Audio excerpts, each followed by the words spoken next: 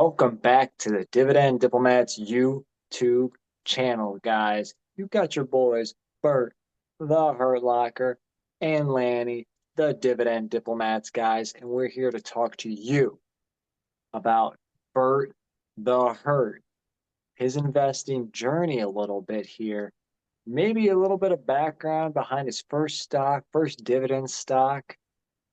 What's his favorite metric? We're just going to peel back the layers on Bert, see what's in that mastermind of his and why he is one of the goats in dividend investing and why he's one of the dividend diplomats, baby. Before we do that, though, subscribe to the channel. Give this video a thumbs up.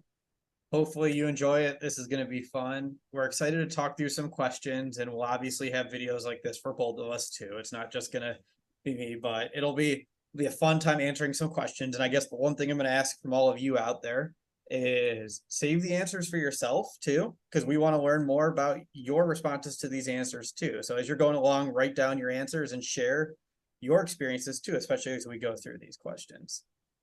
Guys, this is all on Bert here, getting to know Bert. You guys have been seeing both of us on YouTube now for 3.5 years. We've been writing on our website for, oh man, Bert's loving that Miller Lite. Little surprise splash there. Yeah. We've been writing on our blog for 9.5 years. And, we're going to break down a lot of the questions that Bert and I both get from, the Twitter messages, the YouTube private messages, our Gmail. Bert gets the telegrams, I get, no, Yeah. but we're gonna answer a bunch of questions that, you guys have always asked. And some we've responded to. We don't get to all of them. But we figured we might be able to capture all of the dividend investing questions and investing questions that you've had for us. You might be a beginner investor. You might be just starting out. You might be looking at what stocks to buy right now privately to us. So we're going to try to hit on a bunch right now. Bert, how you feel, man? Feeling great. Feeling great. We're ready to go. Miller Lite's flowing. Ooh, Ready to go. Beard's full. We're all set. We're ready to do this. All I'm missing is my beer, Ohio State. beer is full. The beard is full. Yeah, I love it. Yeah, where's my hat? Anyway, let's do it, Lanny. Let's kick this off. Let's have some fun, everybody, because that's what it's all about. All right, Bert. Not many people know the answer to this question, but how did you get started on investing in general? Well, I've had investing. I was introduced first. Not oddly, but my grandma was the first one that ever bought me a stock. And from there, OG, the yeah, OG. yeah, that's how it got started. And then you'd nibble throughout like a little bit of time, like through uh, high school, you'd get interested in it. You'd start learning about the stocks. And this was back when like the internet was just kind of coming of age. You didn't really know it. You didn't have the best access to it. So, every day we'd get the paper. You'd flip through the tickers. You'd check out some of the Cleveland companies that were around. Like, like back in the day when you had to actually scroll through the paper to see how they Yeah, were how about that? performing. That's really when you got introduced. And obviously we're not talking investing any kind of significant money. It'd be nibbling here, nibbling there. But it wasn't anything strategic or anything like that.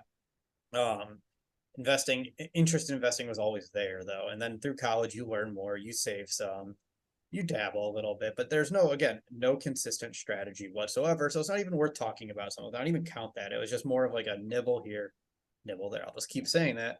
But then Probably like what in obviously, 2010 to 2012, you were nibbling. yeah, yeah. I think one of the companies I had bought during the time, I think it was like Eris Group. Like, I don't know why I bought them. It doesn't matter. I didn't hold them. They don't pay a dividend, and they didn't really do anything. I think they were acquired. They're the router company. For all the people that know that that's the routers, the Eris ones, that company. I forgot who acquired them, but dividend investing didn't really start until we met Lanny in 2012, and we started talking. I started learning more about dividend investing from you, then learning and educating myself on it out there, and it just became something that was second nature. Yeah, it's like you always have this, like, like a little like pilot light of like an interest, like you're very excited, you're going to be interested in it. And then like the amount of time we spent together talking to investors, just pouring the gasoline on it, just watching it take off and explode. And then from there, the rest is history. Right? It's been dividend Go, investing ever since. man. All right, so you've been doing this for Yeah. 12, 13 years, Yeah. owning Dividend investing assets. for 10 plus. Yeah. Dividend investing since 2012. This is awesome. So do Yeah, you remember that first stock that you owned, and do you own it still? I do. I do. And I was trying to rack my memory to see what exactly the first stock was. And I knew the two, but I forgot the exact purchase history of them. And I still own both of them. I did not mess around with yield right out of the gate. That was the beauty of it. I did not F around when it came to buying yields because that first stock was Philip Morris. Ticker symbol P we know them, the tobacco industry is, if you're a And dividend investor and you're learning about dividend investing, you're learning about passive income, chances are the tobacco sector is going to be one of the first things you learn about because those companies have solid payout ratios and the high yields. So do I own them, Lanny? You bet I still do. As I said, I pull up my brokerage. That's what I'm looking at here on my second monitor. My brokerage is right there. Philip Morris. I own 17.428 shares of Philip Morris. $1,627.77. So that position is still standing strong in my portfolio. still there. You still own it. First dividend growth stock is they have always grown their dividend since you owned it as well. What year was that? You said 2012? Yeah, let me pull it up. Let me get you an exact date. My first purchase history from my Fidelity account is December 21st, 2012, where I had bought 5.165 shares of Philip At Morris. what price? 85.92. So they're only at 93.40 right now. So there hasn't been much appreciation there for Philip Uh, Morris. yeah, it's gone up. You can't even say like 1% a year on average. Yeah, the second stock I purchased because this was the other one. I knew number one, I knew number two. And it was in 2013 when I made this purchase. It was Royal Dutch Shell. I bought them at the beginning of 2013. This one was a much larger purchase. Though. It was 18.709 at 64.44. So again, it's Yield. yeah, yield, big oil, big dividends all day. Funny though, this is what's so funny about dividend investing. The price I purchased, the average cost basis was 64.44. Their current price is $60.99. Yet I'm still up 3.5%. I'm not bragging that I'm up only 3.5% after all these years, but that's the power of dividend investing right there. Despite the fact that the price has gone down, your position grows and it gains value through that dividend reinvestment, and you're still technically you're covering for the loss. Yeah, your dividend growth stocks can make losers look like winners, baby. Yeah, That's when you know. That's when that's you the know you're a spirit. dividend investor. Yeah, but then I mean, once this was fun because we were looking through the history and we were going through it now, and that's 2013 is really when the dividend investing journey took off. In all seriousness, that's when I literally started from a $0 dividend income at the end of 2012, and now here I am with our overall full family like portfolios of over 20,000 during that period. So it's taken a while, but that's where the itch started to get scratched. Yeah, I mean, and think about this. So when you started dividend investing, now fast forward, you've been doing it now going on 12 years. When you first started, Bert, I mean, think about this. A lot of people change jobs, right? Mhm. Every few years. The common thing now is for the next generation, right? People change habits. Did you think that you were going to stick with the same investing strategy where you're at now from that? Oddly, yes. And the reason why I'm going to say yes on this one is because you know how I told you you would nibble and you would mess around with like some of those other stocks. It was never like a great feeling about it. The thing about our strategy and what we do with these dividend stocks is you look through the companies in your portfolio, the income growth, and it just makes sense. And that was what the big selling point was. Like, look at who you're buying. You're buying the Procter and Gamble's. You're buying the Pepsi, the McDonald's. You drive around everywhere. You go to any store you could possibly want to, any house. That stuff is there, and it felt right because you knew that you were buying stocks that make quality products that have reliable income streams and grow. And that's more along my conservative lines of nature anyway. And what was fun too, especially as we were building it, is you look at the people that were around us too at that time that were buying the home runs. They were for every home run they hit, there was the for every home run that was hit, there was the 15 strikeouts. So that was the funny thing. You stuck with it 12 years later, man. Yeah. You went started from zero from dividend income. Now you're up 20,000 plus in dividends. Real quick, what is your next milestone? Not saying your end goal, but what's your next milestone you're looking forward to hit? Yeah. I mean, obviously you have your large, like your family income your total portfolio. When I say 20,000 of income, I mean it's like it is everything. So that includes retirement accounts, or includes everything. The next big goal, it's like sure, obviously 25,000 eventually of total family is going to be awesome, but I also want to hit that milestone of taxable accounts for my wife and I, because if we do decide to retire, when we do decide to, and we have that's what our income source is going to be. And right now, that's just right around $10,000 for our account. So over half of ours are locked up in the Roth. They're locked up um, in our 401k accounts. So that's really what I want to hit next. So we're at 10,000 now, and I'm just going to keep trying to hit singles with it. I don't want to say I need to have 15,000 soon. I want to just keep getting it to keep hitting it, to adding $1,000 chunks at a time. I want to take this in chunk milestones. So I mean, obviously it's a lot. I don't want to diminish that at all because it's a lot of income, but I want to say I want to get to 11,000. I want to get to 12,000. I don't want to lose sight of like the small steps you need to get to a $15,000 traditional, because it's a lot, it's a big leap, but you have to make sure you hit those small ones along the way while you're doing it. Yeah, I don't think if you guys understand, let us know in the comments, how hard it actually is to add 1,000 in extra forward income. So in, Bert's instance, to go from 20 to 21,000 in forward income, adding $1,000 is not easy at all. I mean, If you take that and you divide 1,000 by 3%, right? Like say you're going to invest it, an average yield of 3% on there. That's $33,000. So it's not a small amount, but it also doesn't just come from money you're putting in. You're not just transferring in 33,000. That's where the dividend reinvestment comes from. So if you think about it, I said I have $10,000 of annual dividend income between our traditional accounts. That's 10,000 of the 33,000 right there. And that's not assuming the higher yielding ones too. So that's the importance of getting the snowball rolling and helping you hit those milestones through the dividend reinvestment there. nor is that considering dividend growth either. You're right. Yeah, that's not even factoring that. So it's still a lot, but the getting the dividend income and the dividend positions, the reinvestment and the growth is huge. Guys, let's get Bert to 21,000. Let's go. Small What's step. what is like, so Bert, here's another question we get a lot. What's your number one stock metric when you're looking at dividend stocks that like is you can't go without? Well, that one's easy. It's market cap. No, I'm kidding. It's it's all market cap, baby. I'm kidding. I think the most important one is always going to be the payout ratio. I Love it. think as an income investor, it's Love it. impossible. If you want to be a true dividend investor, you have to know the payout ratio like the back of your hand.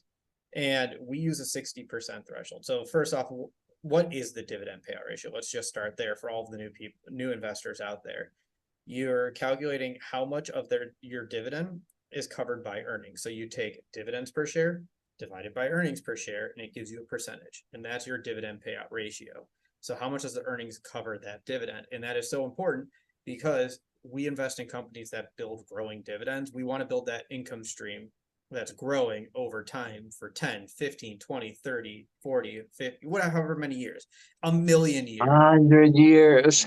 Yeah, that's exactly right. I'm sure some of those dinosaurs had some dividend kings that were paying them. They're still going strong. But in all seriousness, you can't pay a dividend if your earnings aren't growing too. And if you can't pay a dividend, if your earnings can't cover that dividend, that's not sustainable. You have to be able to earn enough to cover the cash that you're outlaying to investors. So that's why the payout ratio is so important. And we use 60% for our threshold, but it also reserves some fluctuations based on the industry, based on the sector from there too. It takes a little bit more to look at some of the companies.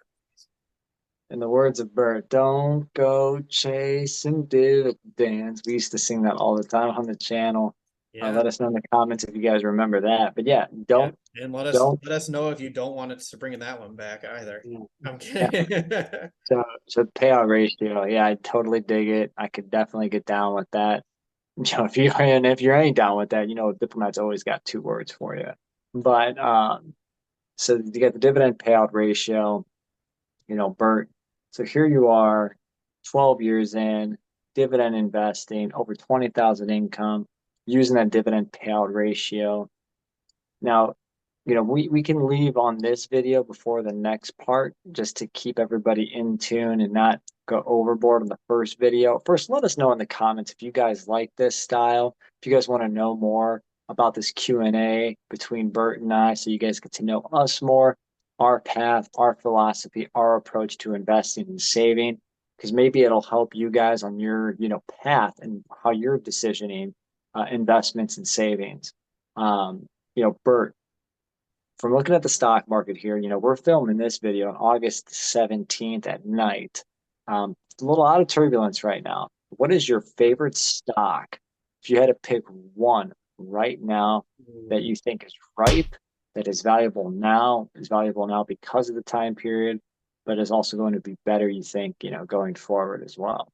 Yeah, Poof, hot oh, seat. yeah, hot seat. I mean, one sector jumps out to me, and in this sector, there's one company that reigns supreme. You know them as the monthly dividend paying company. I'm going to say Realty Income, ticker symbol O. So REITs are in a unique position amongst everyone else right now. They are hit hard because of interest rates. The large debts on the balance sheet, the tight FFO payout ratios, the requirements to distribute such a large income. It leaves them when interest rates rise. REITs typically don't do as well because of the impact that's going to have on that cash flow and that earnings and what you can distribute out. That's why in this sector, there are a lot of companies with yields that you'll see that are 10%, 11%. There are a lot of ways for you to chase yield in the REIT sector. But the $1 million question is that dividend safe? And when I look back to that question, I look back and I say, what kind of REIT do I want to look at that might be showing signs of undervaluation, that is below that $60 threshold with a yield over 5% that I'm looking for, that hits my sweet spot? That's a dividend aristocrat. That's a company that has increased its dividend for 25 plus years. So that's the stock I'm building right now. And this one's in my Roth, so it's going against my goal of adding $1,000 of taxable, but I see the value in Realty Income right now. So that's where I'm investing. Monthly dividend aristocrat, guys. Remember, they are an aristocrat now. 25 plus years of growing dividends. Trading out. Are they below 57? Are they below 56 now? At the time of this video, I'm pulling it up now. It is 56.88. So I've been nibbling 3 shares here, 4 or 5 shares there. In total, with this position, it's getting rather large. I have 140 shares of Realty Income. The position is 200 almost shares. 10,000. Yeah, I mean, I don't mind adding it. And Uh, yeah, and look, the accumulation is great for a stock like this. The monthly dividend payments help also jumpstart and bolster that dividend reinvestment and that drip. guys, there you have it. The REIT. Oh, Bert's number one favorite hot stock because he's saying, hey, this is a short term problem with interest rates because interest rates should be going down towards Q2, Q3 of 24 and definitely into 25 as well, which again, short term bumps leave big time opportunities for dividend investors. And that's what it sounds like, Bert. That's what you're doing. Yeah, and I mean there are plenty of other great stocks out there too. The market's showing some awesome signs, but I'm always thinking quality. And right now, Realty Income is a quality stock that I've just been loving to have. Guys, that was the first part of the series, getting to know Bert, his investing paths, his favorite metrics, maybe even one of his favorite beers now is that Miller. Bert, let's see the Miller. Take a little sip. Cheers to the community. Tap Enjoy. tap the camera too. Boom. The cheers is done. There it is. We got to get some Stone Cold beers going on the next one, probably, guys. Yeah, yeah. I'll put the tarp behind me, so when I just shatter them, go behind me. We're not Yeah. we're not ruining the wall. Guys, yeah, let us know though your feedback on the video. And, definitely subscribe, hit the thumbs up on this. Bro, what's that other thing about everybody watching right now? You're not with us. Oh, You're against us, everybody. that was Bert the Hurt and Lanny from the Dividend Diplomats. Over and out.